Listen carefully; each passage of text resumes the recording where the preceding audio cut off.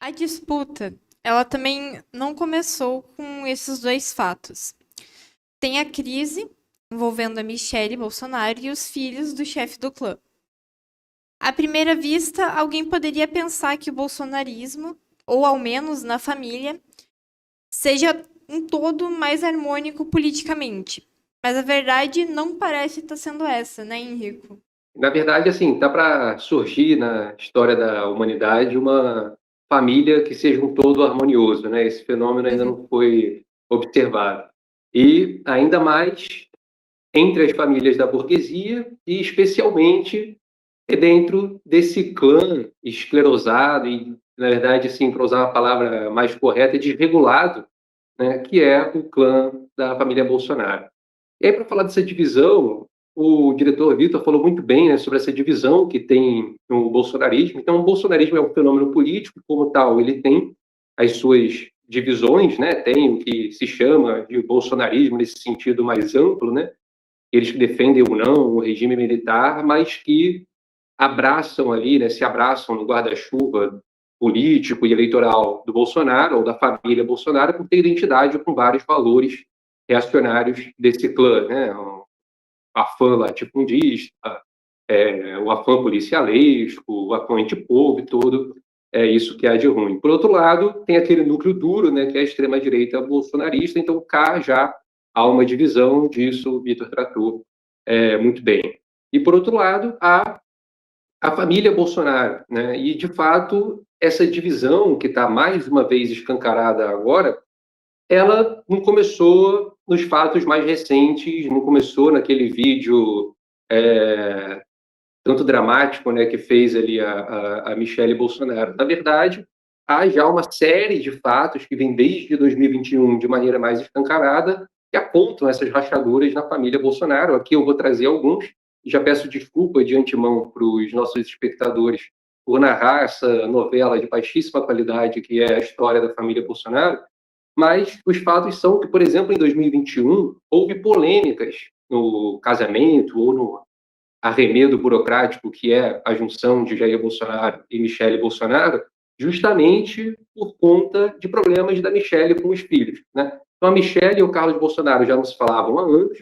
A Michele passou a ter problemas, na verdade ela nunca teve uma boa relação com o Jair Renan também, chegou a vetar que ele morasse no Palácio da Alvorada, né? O que mostra, de um lado, a vagabundagem do Jair Renan, que além de ser um acomodado, ter tudo de mãos beijadas, queria ainda morar no Palácio da Alvorada, precisou a Michelle barrar a moradia dele lá, e teve um distanciamento crescente também da Michelle, da Michelle e do Flávio de Eduardo. Né? O jornal Metrópolis noticiou tudo isso, é a fonte central aqui dessas informações.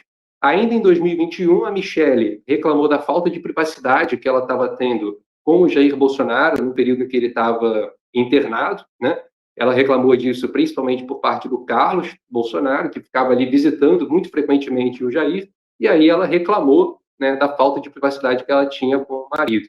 E aqui a gente pode supor, é claro, que essa falta de privacidade estava impactando muito provavelmente conversas de tom mais político que a Michelle estava tendo com o Jair naquela internação, a não ser que a gente suponha que eles, né, queriam fazer outras coisas que não são muito adequadas ao ambiente hospitalar. Em janeiro de 2022, também houve um novo episódio, né? O Carlos Bolsonaro ele fez uma live, né? Aqueles programas que eles fazem, sem um intérprete de Libras. E aí a Michelle, que tenta se alçar bastante em cima desse público específico, falou que uma live sem um intérprete de Libras é uma live que não merece curtidas. É claro que ela não estava fazendo isso para defesa, né, do público afetado por isso, e sim para desgastar o Carlos Bolsonaro. Em 2022, a Michelle teve um problema com a Ana Cristina Vale, que é ex-esposa, né, de Jair Bolsonaro e mãe do Jair Renan, porque a Ana Cristina Vale queria usar o nome Bolsonaro na farsa eleitoral. Aí a Michelle atacou ela, o Renan saiu em defesa da mãe e gerou mais um caldo ali de tensões, né? Em 2022, a Michelle e o Jair deixaram de se seguir no Instagram depois da vitória eleitoral, gerou todas aquelas notícias bem novelescas que o monopólio de imprensa gosta, sugerindo uma tensão no casamento, e aí a Michelle Bolsonaro colocou a culpa no Carlos, falou que era ele que geria as redes sociais do Jair e foi ele que deixou de seguir ali, né, o Jair seguir a Michelle. Em 2023, a Michelle apoiou a Cristo Nieto para o vice do Ramagem, nas eleições aqui do Rio de Janeiro.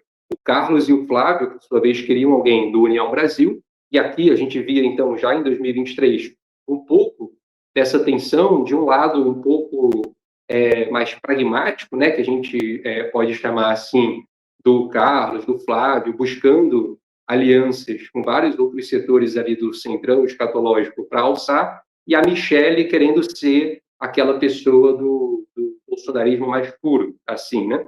Em 2024, o Bolsonaro postou uma foto com a filha do Nicolas Ferreira e o Carlos ficou enciumado, falou, muito bonito o cara fazer isso com a filha do Nicolas e não fazer isso nem com a minha filha. E aí aqui, por isso eu peço desculpa de fato, novamente, pela novela, né, de baixo calão, que é a história dessa família. Em 2025, a Michelle confirmou, então, o rompimento com o Carlos, o Jair confirmou esse rompimento e disse que era motivo de ciúme dos próprios filhos. Em 2025, tem a primeira polêmica envolvendo a eleição, o apoio, né, ao Ciro Gomes ou a alguém do PL lá no Ceará.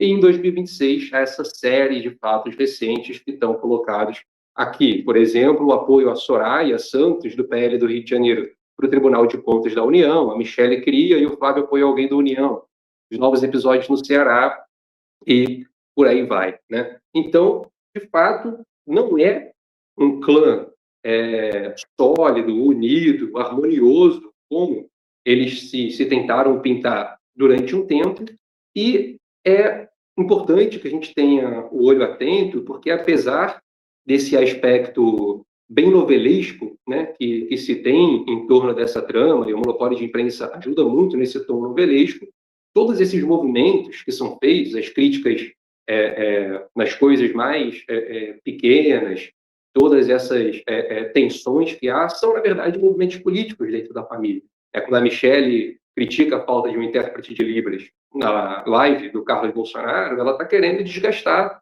e desmoralizar, descredibilizar o Carlos.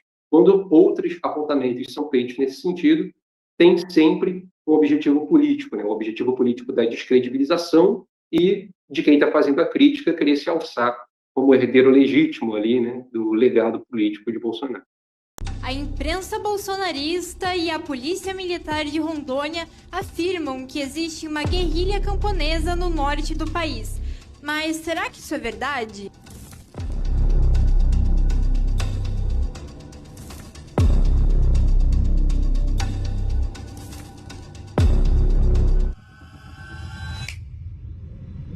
Para os bolsonaristas, trata-se de uma guerrilha, enquanto para a Polícia Militar de Rondônia e agentes infiltrados no meio do movimento popular, a Liga dos Camponeses Pobres é acusada de ter ligação com o Comando Vermelho e até mesmo de ser uma facção. Na realidade, a Liga dos Camponeses Pobres leva adiante um processo revolucionário de revolução agrária, que visa a democratização da terra, assim como um programa que tem como eixo que o poder político seja exercido pelas massas nos locais de expansão do movimento camponês. Segundo o Instituto Igarapé e o Fórum Brasileiro de Segurança Pública, a Liga dos Camponeses Pobres tem mais de 30 acampamentos em Rondônia, em mais de 50 mil hectares de terra, onde milhares de famílias lutam, produzem e trabalham. Isso apesar de toda a repressão e dos assassinatos seletivos de lideranças como o dirigente camponês conhecido como Companheiro Flecha, amado pelas massas em Rondônia. Por isso, os oportunistas e reacionários tratam de caluniar a LCP. Na nova edição impressa do jornal A Nova Democracia, você entende por que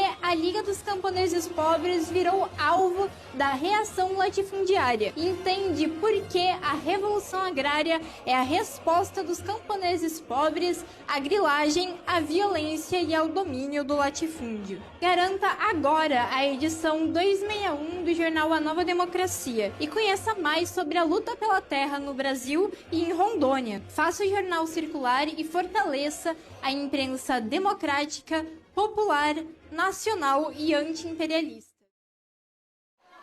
Isso daí vai estar no YouTube, o bagulho é geral acessar e postar no Face. postar no Twitter pra espalhar mesmo.